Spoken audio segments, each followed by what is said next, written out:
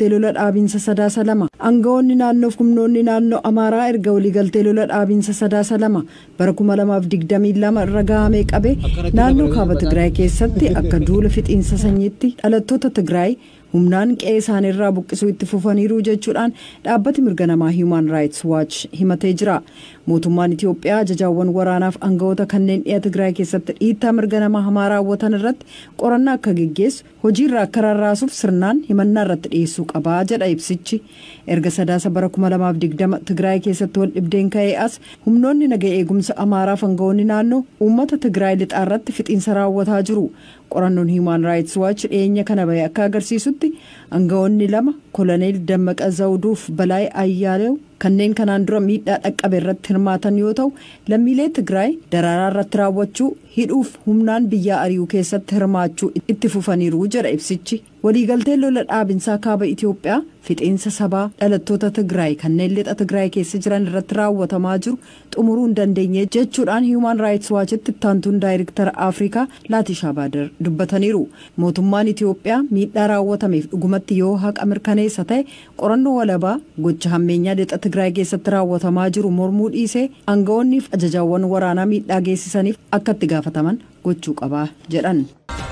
Naannoo Amaaraa godina Goojjam Bahaa aanaa Dabra Eliyaas keessatti kan argamu Gadaamii Sillaasee Andinet jedhamutti walitti bu'iinsa ka'een miseensota raayyaa ittisa biyyaa dabalatee namoonni dhibbaan lakkaa'aman madaa'aniiru yookaan du'aniiru jechuudhaan jiraattonniif maddeen hospitaalaa raadiyoo sagalee Ameerikaaf ibsaniiru. Kan maqaan isaanii akka hin tuqamne gaafatan Dooktarri hospitaala Dabra Eliyaas tokko akka jedhanitti kamisa darbee qabee namoonni 200 ta'an hospitaala sana seenaniiru kanneen keessaa 10 du'ullee dubbatan. Jiraataan naannoo tokko VOA'f akka himanitti walitti bu'iinsa sanaan dubartootaaf ijoollee dabalatee namoonni du'aniiru. Walitti bu'iinsi sun kanneen biroon Gadaamii sana dhiisanii akka baqatan dirqisiisee jira jedhan. Bulchaan aanaa Dabra Eliyaas walitti bu'iinsa sanaaf bakka leenjii garee waraanaa ta'uusaa himatanii hoogganoota amantii jaarsoliif aangawoonni mootummaa ajjeefamaniiru jedhan. Waajjirri nagaaf nageenya aanichaa roobii darbe ibsa baaseen raayyaan ittisa biyyaa Itoophiyaa Gadaamii sana utuu hin miidhin duula addaa keessatti geggeessee jira jedhan. Dhaabbanni waldaalee siivikii Itoophiyaa Human Rights First jedhamuun beekamu daandiin qilleensa Itoophiyaa tajaajila isaa keessatti imaltoota Tigraay irratti loogii raawwate jechuun himate.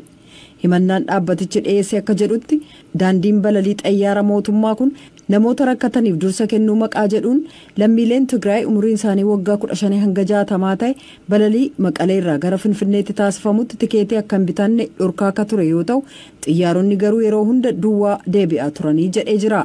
Abukaatoon dhaabbata Human Rights First akka jedhanitti manni murtii federaalaa himannaa sana simachuudhaan daandiin balalii hanga kamisaarraatti deebii akka kennu ajajeera. Dhaabbatichi himannaa daandii balalii kanarratti dhiyeesse VOA'f ergeera.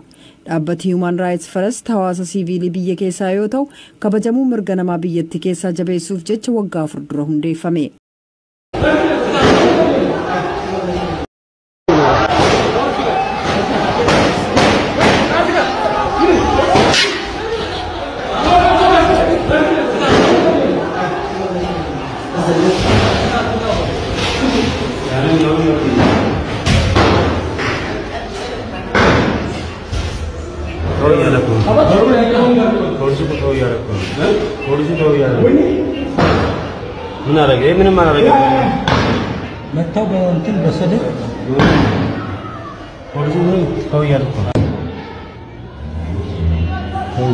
Ini sebenarnya cowok, ini kebalik aja.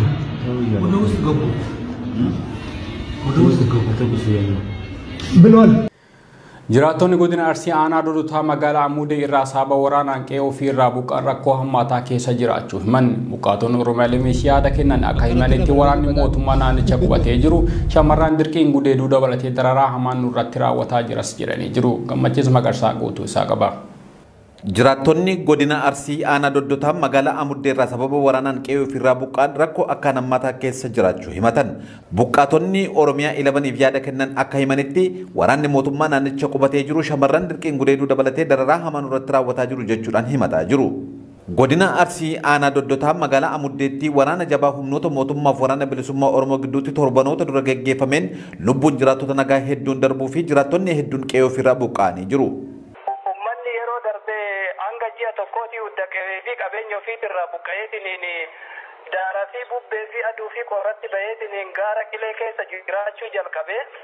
Waraanni bilisiginnaa immoo akkuma sani uummata kana rakkoo hamaa irraan gahuudhaan dubartii gudeeduudhaanii deebi'ee immoo uummata kaan immoo caccabsee kaan ajjeesuudhaan reebicha hamaa irratti geggeessaa turuun isaa ni yaadatama. Kanaaf achitti immoo miidiyaa ta'ee odeeffannoo adda addaa ta'ee namni achitti sadarkaa bu'aan hin jirreef rakkoo hammana hin jedhamne keessa jira uummanni keenya jechuu barbaadetti. Sababa waraana humnootii lameen gidduutti taasifameen kanneen buqqa'an keessaa namoonni bilbilaan odeeffanne akka nutti manitti uummanni qe'ee ofirraa buqqa'ee ture rakkoo akka malee yaaddessaa keessa jiraachuus dubbatu. Naannoo jirutti naannoo nyaanni isan dhaqqabnetti naannoo uffanni isan dhaqqabnetti baqatee waan jiruuf namoonni kuwwan illee akkuma laafetti osoo jiru yeroon ammaa dubartii dadhabbiitii fi ijoollee lubbuun isaanii darbaa jira yeroo ammaa akka hagana jedhamee miidiyaaf eeruun hin kennamin jechuudha. Bakki isaan qubatanii jiran kun Amudde irraa kan baqate kun magaalaa keessaa baqatee naannoo Waashoo jedhamaa lafa gaaraatti, Daboobeessa Guddaa jedhamaa lafa gaaraatti, Baalchi jedhamaa lafa gaaraatti iddoo gara 3 qabatee jira. Namoonni tokko tokko kan yeroo duraa humna qaban ka gara magaalaatti baqatanii jiranii kan immoo irra caalaa daran humna hin qabne ka amma lafa gaaraatti baqatanii achitti beelaa fi dheebuudhaan dararamanii qorraan miidhamaa jiran. Gara nama abbaa warraa gara 500 oli malee sanii gadi hin ta'a jedhee yaadu namni tokkochi maatii 9 ka qabutu jira. Waraanni mootummaa buqqaatota qe'ee keessanitti deebi'aa jechuudhaan namoonni hangi tokko eega qe'ee ofiitti deebi'anii booda maaliif godaantan jechuudhaan kanneen deebi'an keessaa shamarran dirqiin gudeeduu fi kanneen biroo irratti miidhaan hamaan geggeeffamu akkas jechuudhaan ibsan. Ammallee ittuma fuudhan immoo waraanni achuma dhaqeetiniin galaa gara qe'ee akkanatti miidhamtanii jedhanii yoo isaan galan immoo tumuudhaan deebi'ee immoo dubartii ittuma deebisee gudeeduudhaan ammallee rakkoon akkanaa ni jira. Buqqaatonni kunneen yeroo ammaan lafa onaa irratti baqatanii alangaa beelaaf dheebuutiin reebamaa jiraachuu kan nuuf kaasan namoonni bilbilaan odeeffanne sababa beelaaf dheebuutiin daa'imman lubbuun darbaa jiraachuullee nuuf kaasanii jiru.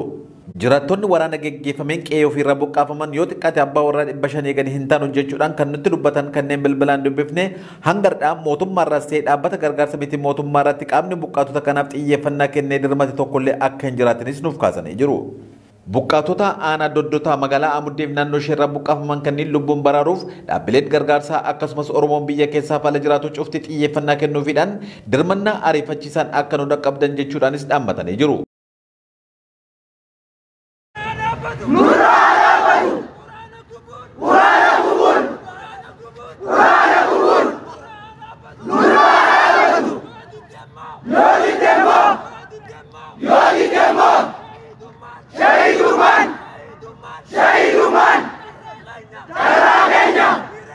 Manneen dhuunfaa magaalaa Shaggarii fi manneen amantaa magaalaa Shaggar keessatti gaggeeffamaatiin hin jiru seerummaa hin qabu kan jedhu jalqaba irratti qo'annoon gahaan gaggeeffamnee kamtu seeraan ijaarame kamtu seeraan hin ijaaramne kan jedhu adda baasaniitiin harkaa hin qaban odeeffannoo argachaatiin hin jirurraa warra komii dhiyeessurraa warra Ethiopian Human Rights Commission odeeffannoo gabaasa riipoortii baaserraa manneen kaartaa qaban manneen seerummaa qaban masjidonni seerummaa qabanis kan diigaman akka jiran irra gahameetiin jira.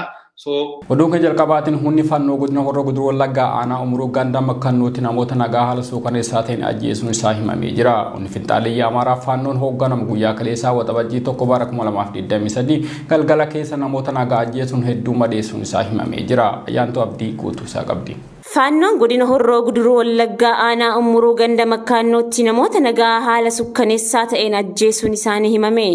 Humni finxaaleyyii Amaaraa fannoon hoogganamu guyyaa kaleessaa caamsaa 1/2023 galgala godina Horroo Guduruu aanaa Umuruu Gandaa makkannooti namoota nagaa ajjeesuun hedduu madeessan. Akka maddeen naannicharraa odeeffannetti humni badii Amaaraa kunniin gammoojjii naannichaa da'oo godhachuun yeroodhaa gara yerootti uummata nagaa ajjeesuu fi qabeenya uummataa saamee fudhachaa jira jedhu.